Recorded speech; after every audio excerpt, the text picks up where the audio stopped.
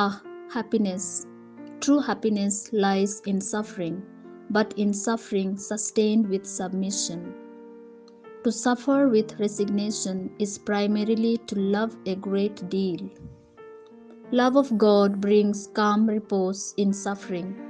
Every new affliction increases one's joy and multiplies one's love.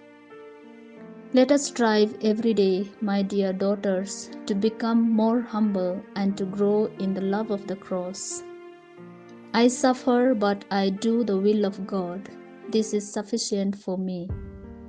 In heaven we shall be happy for having suffered. Let us suffer then for love of Jesus. It is necessary to suffer still more, now and always, fiat. Let us be happy if we have responded to grace and if our conscience does not reproach us of numerous infidelities. Give your command, Lord, that I may sacrifice myself. The path of sacrifice is the path where all privileged souls find true happiness. Love never manifests itself better than in trials. There are sorrows which are more profound, those which demand of the soul, already a victim, more abnegation and consequently more love. As price for my resignation to your holy will, O my Jesus, I ask only one favor, which is to love you a little more than I do.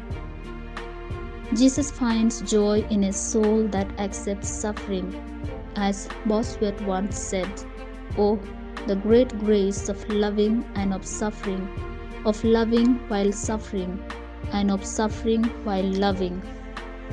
Jesus, my Jesus, you have suffered, and I also wish to suffer. If sometimes instead of complaining and grumbling, I put in a little more of love, then I could say, "Thank you, my God, for considering me worthy of such a grace."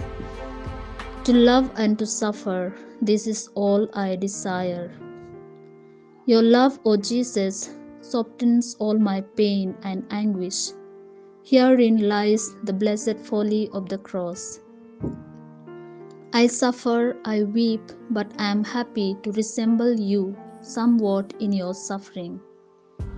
The nights go by delightfully in the celestial conversations with your presence, in the anticipation of the Holy Communion of the morning, soon to come, and in the hope of the morrow. I find joy in suffering, in the privation of each hour, in detachment from all creatures, and finally in the will of my God. If you have nothing to suffer for God, then for what can He reward you? I spent my day with Mary at the foot of the cross. I prayed, I wept, I asked Jesus to give me His love and His suffering. I accept all that you wish, O Jesus, and I reject all that you do not wish.